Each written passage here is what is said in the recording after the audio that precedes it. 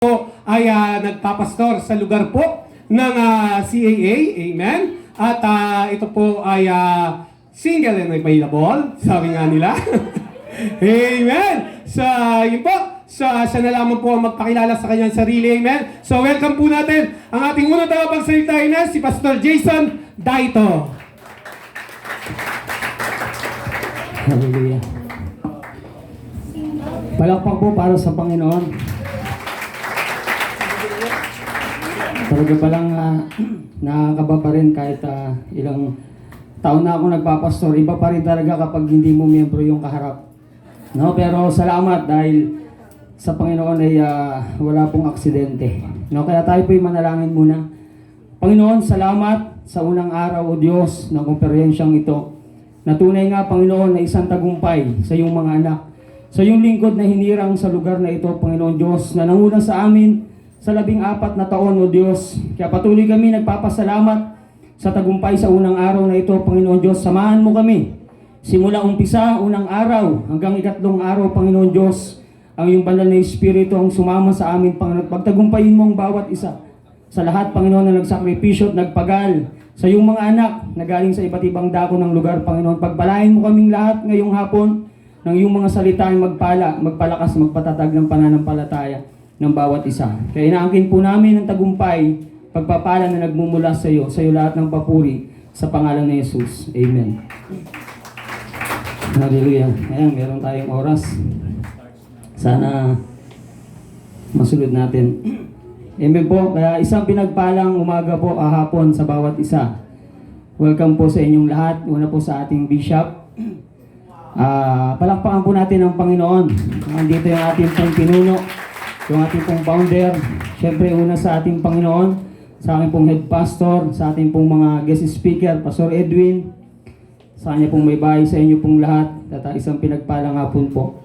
No, isang pribilehiyo sa buhay ko na maimbitahan po na maging guest speaker.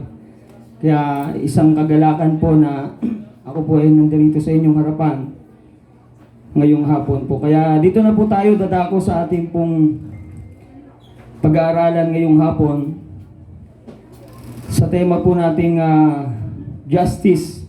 No, kaya kinuha ko po yung buong teksto ng chapter 18 verse 1 to 8 para mas maunawaan po natin yung kabuuan po ng ating pong pag-aaralan. Sa Lucas chapter 18 verse 1 to 8, sabi po dito, isinalaysay ni Jesus ang isang talinghaga upang ituro sa kanila na dapat silang laging manalangin at huwag mawalan ng pag-asa. Sinabi niya sa isang lungsod ay may isang hukom na walang takot sa Diyos at walang iginagalang na tao. Sa lungsod ding iyon ay may isang biyuda. Lagi siyang pumupunta sa hukom at sinasabi, bigyan po ninyo ako ng katarungan sa aking usapin. Tinanggihan siya ng hukom sa loob ng mahabang panahon. Ngunit nang matagal ay sinabi ng hukom sa sarili, kahit ako'y walang takot sa Diyos at walang iginagalang na tao, ibibigay ko na ang katarungang hinihingi ng biyudang ito, sapagkat lagi niya akong ginagambala, at baka mainis pa ako, saka pupunta niya rito, at nagpatuloy ang Panginoon, pakinggan ninyo ang sabi ng masamang hukom na iyon. Ngayon, ipagkakait kaya ng Diyos ang katarungan sa mga minamahal niya, na dumaraing sa kanya araw at gabi. Sila kaya'y paghihintayin niya ng matagal? Verse 8, sinasabi ko sa inyo, agad niyang ibibigay sa kanila ang katarungan, ngunit sa pagbabalik ng anak ng tao, sa daigdig na ito'y may makikita pa kaya siyang mga taong sumasampalataya sa kanya. Purihin ang pagkabasa ng salita po ng Diyos. Kaya dito tayo sa ating pong tema,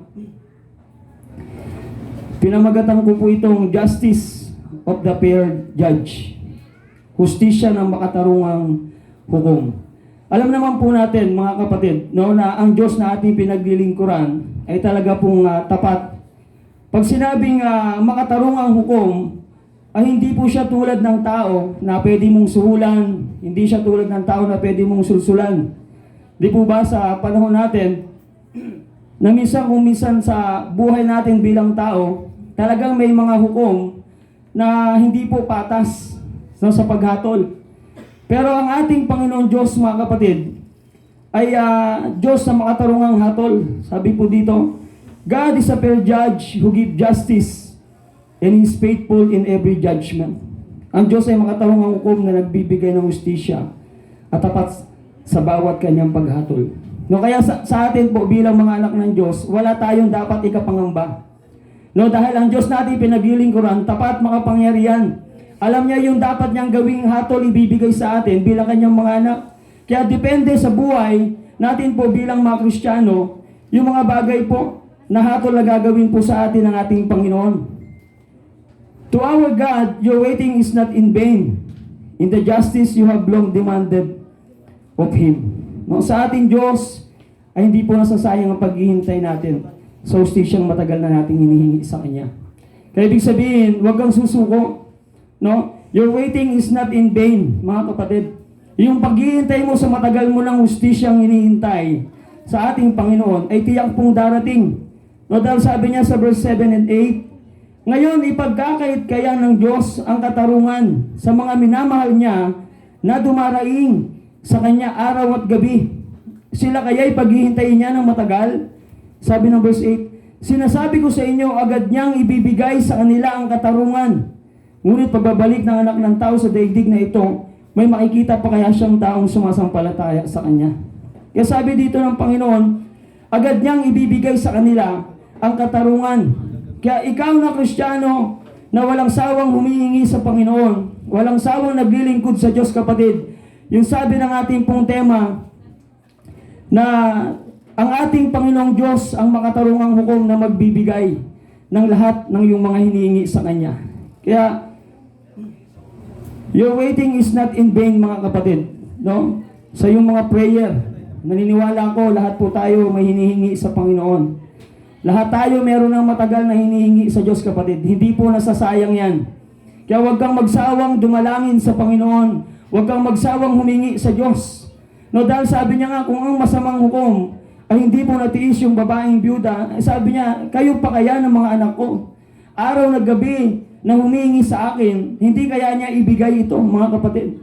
Kaya wala pong sayang sa ating pong paghihintay, maging sa ating pong mga pananalangin, maging sa ating pong mga sakripisyo. Mga kapatid, nakikita ng Panginoon yung bawat sakripisyo mong ginagawa sa paglilingkod sa Kanya. Kaya hindi po nawawala ng saysay ang matagal mong paghihintay. Dahil sa pagtakdang panahon, ibibigay ng Diyos, mga kapatid, ang nararapat na hustisya para sa iyo. Kasi hindi lingid sa Panginoon yung mga bagay po na ginagawa natin. Maaring sa ngayon, wala kang makita.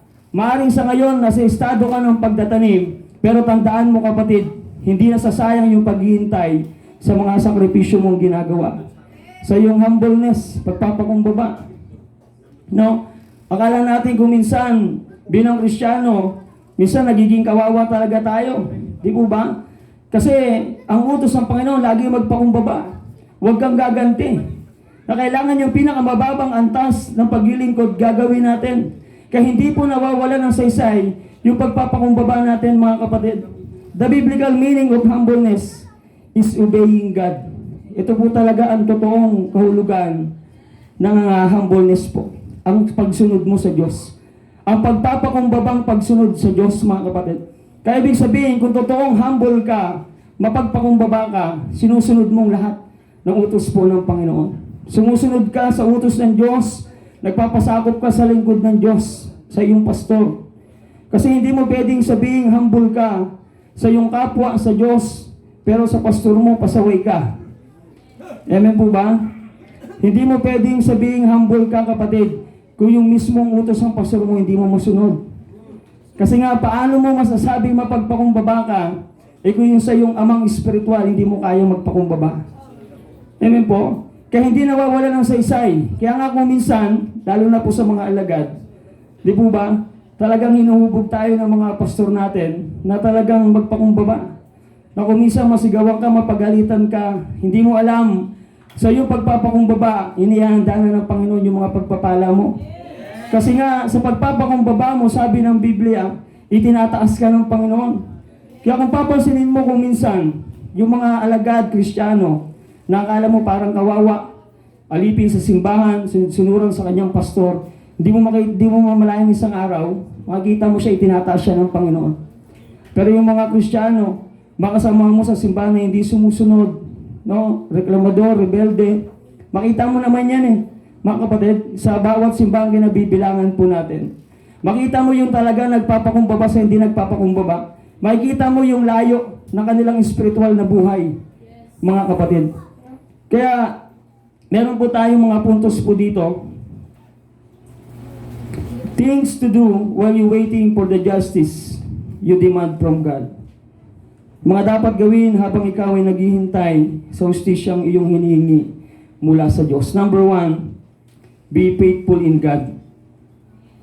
Kailangan habang hinihintay mo yung hustisya na matagal mo nang hinihingi sa Panginoon, maging tapat ka sa Diyos. No? Panatiliin mo yung pagiging tapat, mga kapatid.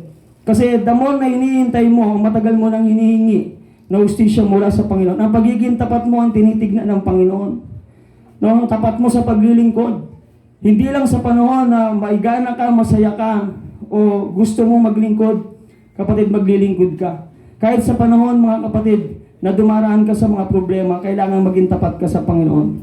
Hebreo 11:1, ang pananampalataya ay pagtitiwala na mangyayari ang ating mga inaasahan at katiyakan tungkol sa mga bagay na hindi nakikita.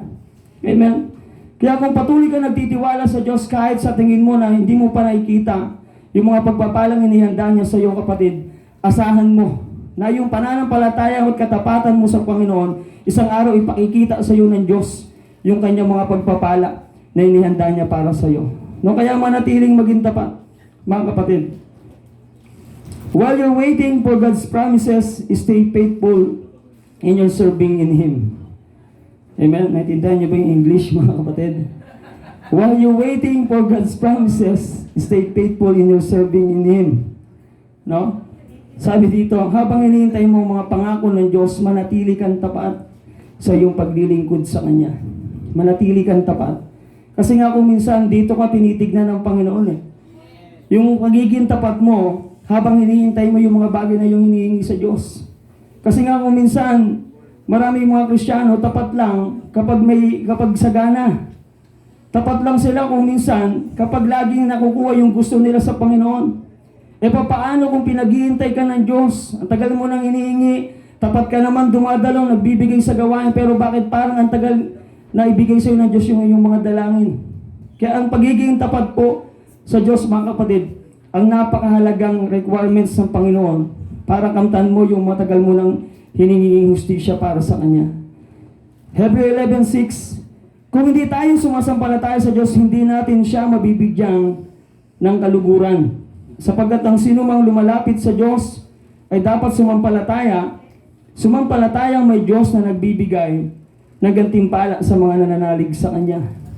Kaya kung hindi ka magiging tapat sa pananampalataya sa Panginoon, kapatid, hindi mo talaga makakamit yung matagal mo nang hinihinging hustisya sa Panginoon. No po? Kasi ito kung minsan yung talagang hinahanap po sa atin ng Panginoon eh. Amen? Na yung pananampalataya mo, dahil dito nalulugod po ang Diyos. Isipin mo, hindi naman natin kailanman nakita pa ang Panginoon. Amen po ba? Sino po nakakita na sa Diyos? Taas yung kamay. Di ba po wala naman eh. Pero dahil nga sa pananampalataya na meron ka, mga kapatid, dito po nalulugod ang Diyos. Dito niya hinahangaan ng mga tao na kahit hindi natin siya nakikita, naniniwala tayo sa Kanya na isang araw, yung lahat ng ating mga ginagawa, ginagantimpalaan niya.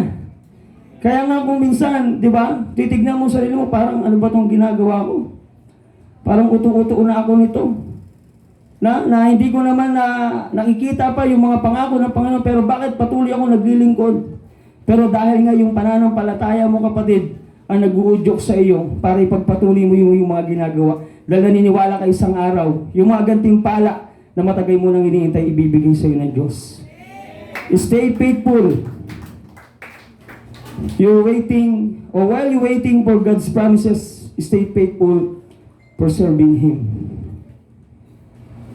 Stay faithful in serving God until the justice you are waiting is achieved. Hallelujah. No? Manatiling tapat sa paglilingkod hanggat hindi nakakamtan ang hustisya ang iyong hinihintay. Kaya huwag kang susuko, mga kapatid. Kailangan sa paglilingkod sa Panginoon, hanggat hindi mo nakukuha yung ginto, no? Hanggat hindi mo nakukuha yung gantimpala, huwag kang titigil. Kasi sayang, ilang taong ka na naglilingkod, Ilang taon ka na nagsakripisyo, na kung kailan palapit nang ibibigay ng Diyos ng magantimpalang matagal mong hinihintay, maraming Kristiyano tumitigil. Hindi nila naunawaan na yung hirap, pagod, sakripisyo na yung ginagawa, inihanda na ng Panginoon yung mga gantimpala. Kaya sa pagiging tapat mo, kapatid, hanggat hindi mo naaangkin ng mga gantimpala mula sa Diyos, ito yung paraan ng Panginoon na isang araw ibibigay na sa iyo ng Panginoon. Hebrew 11, verse 11 hanggang 12. Dahil din sa pananampalataya, si Abraham ay nagkaroon ng kakayahang maging ama, kahit na siya ay matanda na at kahit si Sarah ay hindi na maaring magkaanak pa. Nanalig siyang tutuparin ng Diyos ang kanyang pangako. Verse 12. Kaya sa isang taong maituturing ng halos patay na ay nagmula ang isang lahi na naging sindami ng bituin sa langit at ng buhangin sa dalampasigan. Kaya dito may pakikita sa atin po ng Biblia na maging ang unang mananampalataya na tinawag ng Panginoon, ang ating ninunong si Abraham, ay talaga pong sumampalataya po sa Panginoon. Hindi niya inalis yung kanyang pagtitiwala sa Diyos na kahit imposible na. Di po ba? Alam naman natin yung buhay ni Abraham at ni Sarah. Imposible na po talaga silang magkaanak. Kasi nga, ayon sa banal na kasulatan, patay na yung bahay bata ni Sarah. Matanda na po sila. Kumbaga wala na pong pag-asa po talaga makabuo sila ng sanggol. Pero dahil nga sa pananampalataya nila sa Panginoon, mga kapatid, hanggat hindi nila nakikita yung pangako ng Panginoon, hindi silang tumigil nagtiwala. Isang araw, pinatunayan ng Diyos na ang lahat na nagtitiwala sa Kanya hindi po nabibigo. Kaya sabi sa verse 12, kaya't sa isang taong may tuturing ng halos patay na ay nagmula ang isang lahi na naging sindami ng bituin sa langit at buhangin sa dalampasigan. Kaya dito makikita po natin, kapatid, na kapag totoong nagtiwala ka sa Diyos, hindi ka tumigil hanggat hindi mo nakukuha ang mga gantimpala ng Panginoon, ibibigay niya lahat ng kanyang pangako. Di po ba? Tayo mga Kristiyano, lahi po tayo ni Abraham. Panahon na ng ilang libong taon na kalilipas, hanggang ngayon pinatutunayan pa rin ng Diyos ang kanyang pangako sa kanyang anak na tapat na naglingkod noong unang panahon pa. Kaya parami pa ng parami ang mga Kristiyano sa buong mundo dahil ang Diyos sa pinaglilingkuran natin tapat. At hindi niya hayaang mapapaya ang sinumang nagtitiwala at hindi mabibigo ang sinumang naniniwala sa kanya, mga kapatid. Kaya huwag kang magsawa na maglingkod sa Panginoon hanggat hindi mo nakukuha yung mga gantimpala na inaasang masamong mula po sa Panginoon. Dahil kapag lubos kang nagtitiwala sa Diyos, mas lalo kang bibigyan ng Panginoon pag nanasang maglingkod sa Kanya. Di ba? Kahit minsan, parang dumarating sa punto na nagsasawa ka na, pero dahil may pananampalataya ka sa Panginoon, hindi ka tumitigil. Patuloy ka pa rin naglilingkod sa Panginoon dahil binibigyan ka ng Diyos ng lakas. Isaiah 40 verse 31, ngunit muling lumalakas at sumisigla ang nagtitiwala kay Yahweh. Lilipad silang tulad ng mga agila. Sila'y tatakbo ngunit hindi mapapagod. Sila'y lalakad ngunit hindi manghihina. Ito daw po yung mga Kristiyano, tao na nagtitiwala po sa Diyos, mga kapatid. Hindi ka mapapagod. Dumaraan man na mabibigat na mga problema at pagsubok, hindi ka natitinag. Kasi nga yung pananampalataya mo sa Diyos ang nagbibigay ng lakas na mapagtagumpayan mong lahat ng ito. Pero kapag hindi ka na sumampalataya, mga kapatid, ito na yung pagkakataon na nanghihina ka na. Hindi po ba mapapansin mo sa iyong sarili? Kung minsan kapag nagkukulang ka ng pananampalataya, na para bang unti-unti ka nawawala ng pag-asa, nanghihina ka, nalalamig ka.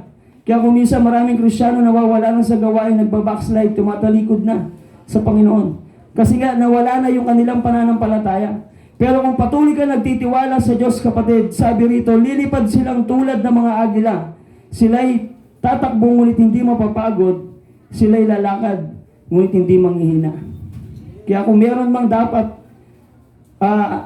taglayin mo sa buhay mo bilang Kristiyano, yung pananampalataya. Hindi dapat yan nawawala, mga kapatid. Ito yung lagi mong babantayan at aalagaan. Kasi ito yung hininga mo bilang Kristiyano. Pananampalataya mo sa Panginoon. At kapag hindi mo nabantayan ang pananampalataya mo, hindi mo alam inaagaw na yan ng dyablo. Baka ngayon, enjoy ka sa paglilingkod. Unang taon, 2 taon, tatlong taon. enjoy ka sa pagiging Kristiyano, alagad, disciple, miyembro. Pero baka pagdating ng 4 na taon, wala ka nang sa gawain. Kasi bakit? Maraming Kristiyano hindi inilagaan yung pananampalataya nila sa Panginoon. Nakakala nila ang buhay Kristiyano, ganun-ganun lang. Masayang tumugtog, masayang umawit, masayang humayo kasama ang mga kapatiran. Pero hindi nila alam na isang araw susubukin ng Diyos. Yung pananampalataya mo kung ba'y totoo o hindi. Susubukin ng Panginoon kung ikaw ba talaga yung matatag o hindi. Kaya kapag napatunayan ng Diyos sa iyo ang tunay na pananampalataya, mga kapatid, paglipas pa ng maraming mga panahon, magiging matatag ka. At isang araw kakamtan mo yung mga gantimpala mula sa Panginoon. Palakpakan natin ng Diyos. Number 3, or number 2, things to do while you waiting for the justice you demand from God. Number 2, have faith in God. No? Kailangan yung pananampalataya mo sa Panginoon, kailangan hindi nagbabago. Habang inihintay mo yung mga pangako ng Panginoon, patuloy kang magtiwala sa ating pong Panginoon. No? Mateo 17:20, sumagot siya, dahil sa maliit ang inyong pananampalataya, tandaan ninyo, kung kayo'y may pananampalataya sa Diyos na sinlaki ng butong mustasa, maaari ninyong sabihin sa bundok na ito, lumipat ka roon, at ito'y lilipat nga. Tunay na walang bagay na hindi ninyo magagawa. Kaya mahalaga po yung pananampalataya po natin sa Panginoon. Amen? Na kung saan, ito talaga yung tinitignan po sa atin ng Diyos, kapatid. Habang naghihintay ka, patuloy ka nagtitiwala sa Panginoon. No? Na in times of trials, nagtitiwala ka pa rin sa Panginoon.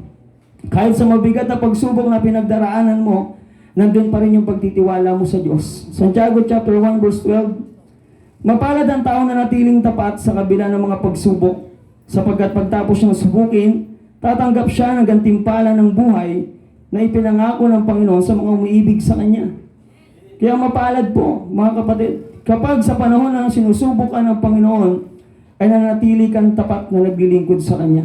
Sapagkat matapos siyang subukin, tatanggap siya ng gantimpala ng buhay na ipinangako ng Panginoon.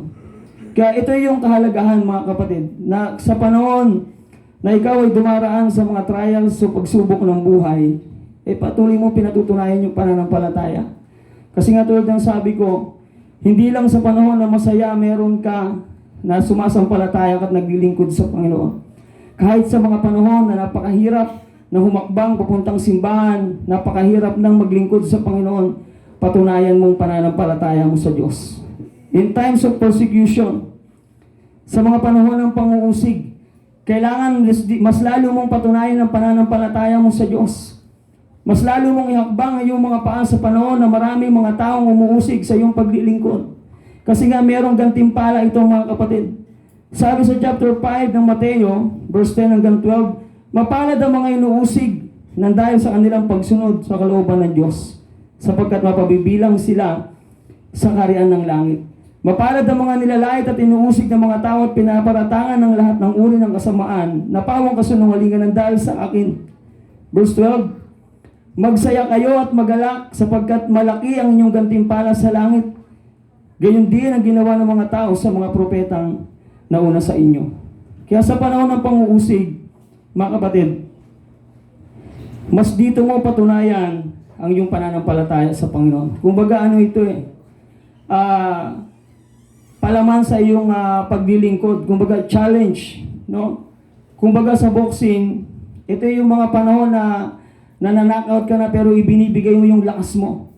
No? Marami mang pang-uusig na kung minsan mahal mo sa buhay, kung minsan mahal mo sa buhay, asawa, anak, di po ba? Kung minsan sa paglilingkod, lalo kapag ang pamilya mo hindi pa Kristiyano, talagang katakot-takot na pang-uusig, kapatid, ang mararanasan natin.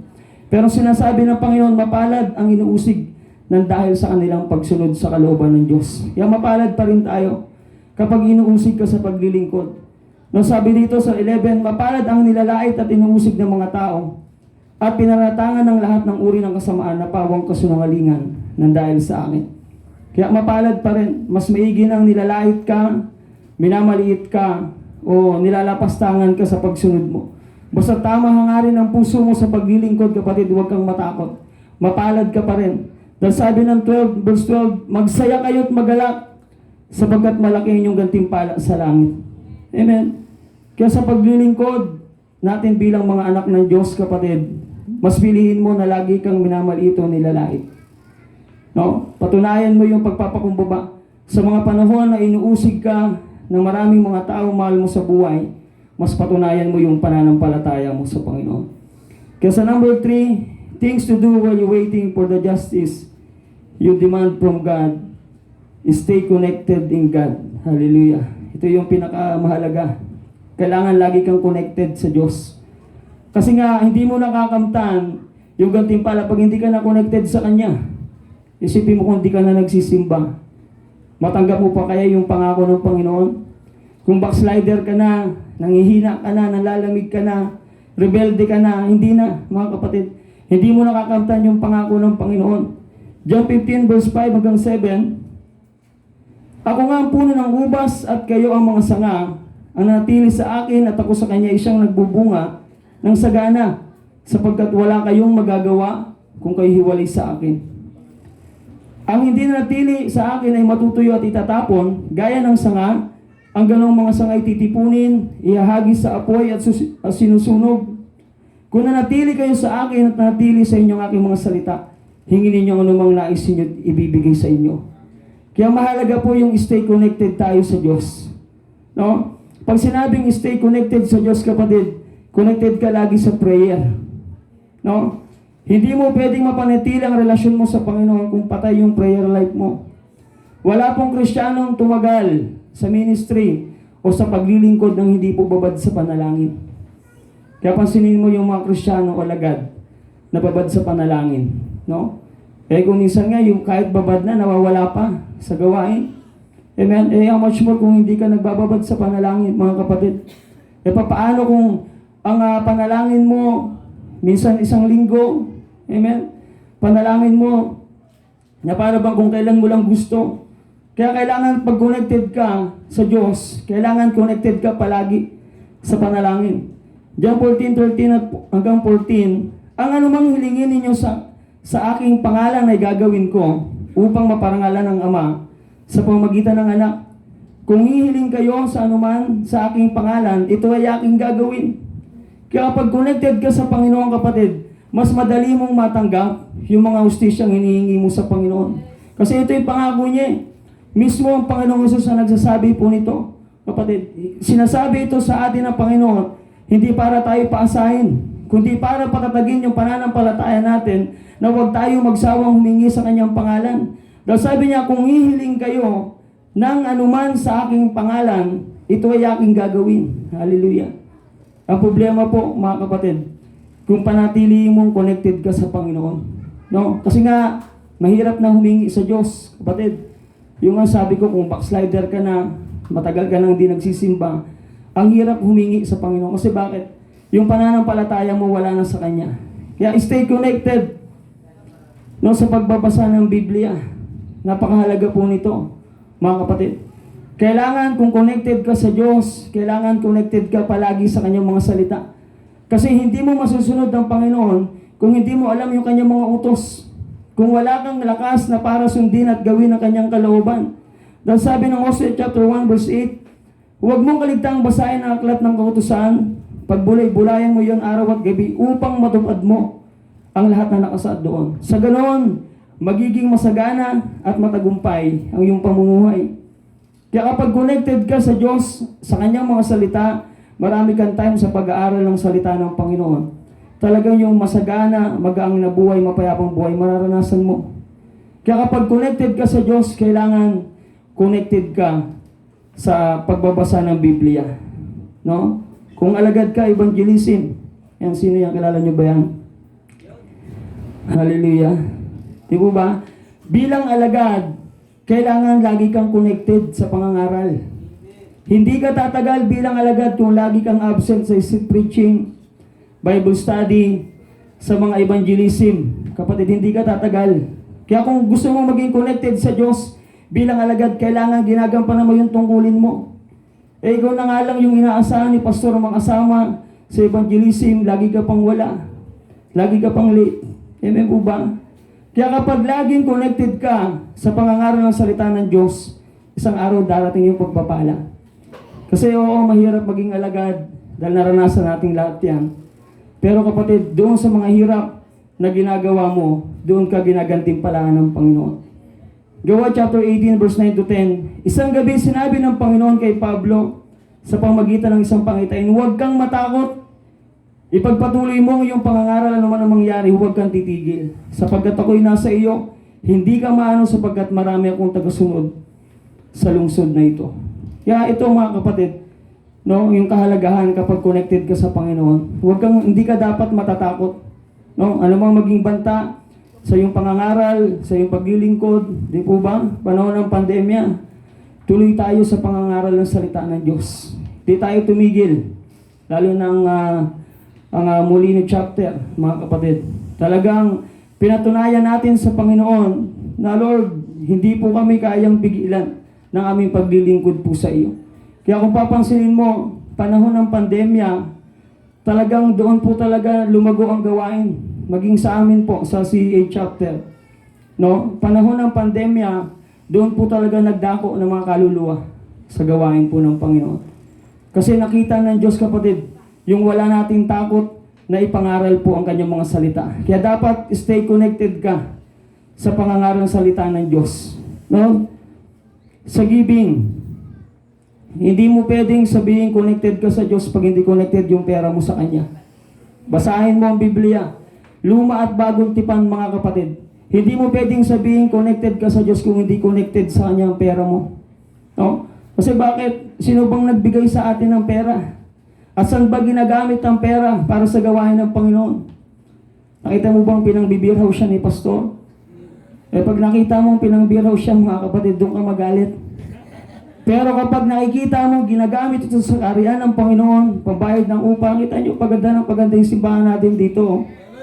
Hindi sulit yung mga binibigay po natin sa gawain ng Panginoon.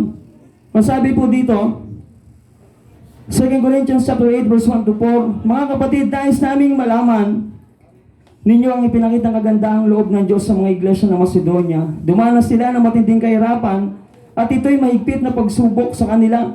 Ngunit sa kabila ng kanilang pag-iikaws, masayang-masaya pa rin sila at bukas palad sa pagbibigay.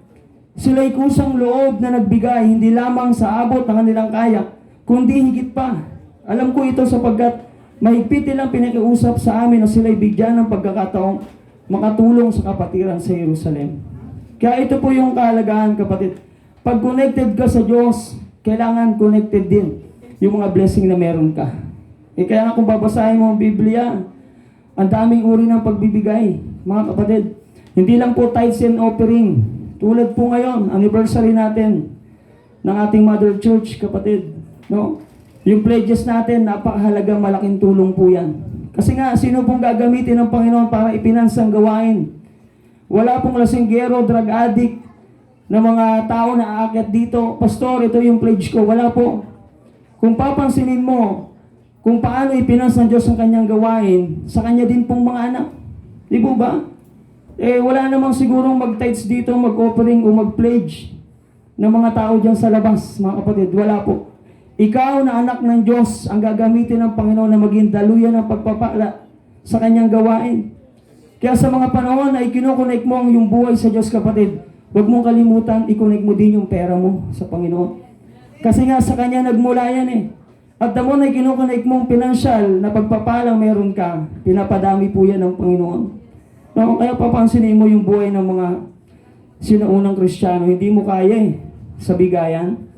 Kasi sabi dito, dumana sila ng mga pagsubok, ngunit sa kabila ng kanilang pag-iikahos, masayang-masaya pa rin sila at bukas palad sa pagbibigay.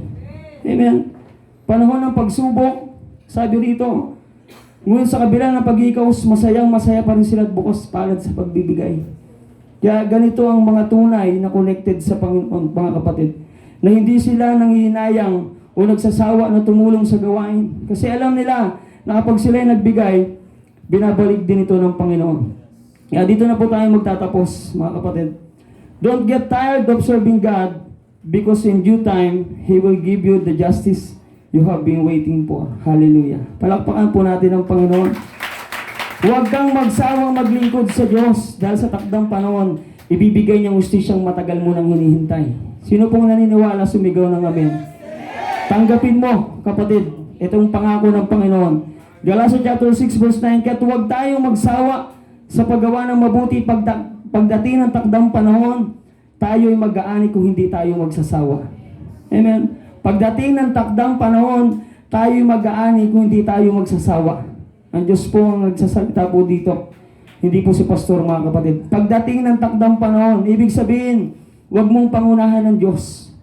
Hintayin mo yung perfectong timing ng Panginoon na ibigay sa iyong gantimpala na nararapat sa iyong mga mabubuting gawa. Kaya Diyos magpala sa kanyang salita, tayo po'y manalangin. Panginoon, salamat sa iyong mensahe ngayong hapon. Natunay nga, Panginoon Diyos, ng aming pagpapagal, paghihintay sa mga hustisyang aming inihingi, Panginoon, hindi na magtatagal at ibibigay mo. Ito yung pangako at yung mga salita. Kaya hayaan mo, Panginoon, ang lahat ng sumasampalataya at dakilang Diyos tatanggap ng hustisyang matagal na naming inihingi. Salamat po, Diyos ng marami. Purihin, sambahin ka at dakilain ka. Sa iyo namin ibinabalik ang lahat ng papuri sa pangalan ni Jesus. Amen. Amen. Palakpakan po natin ang Panginoon. Amen.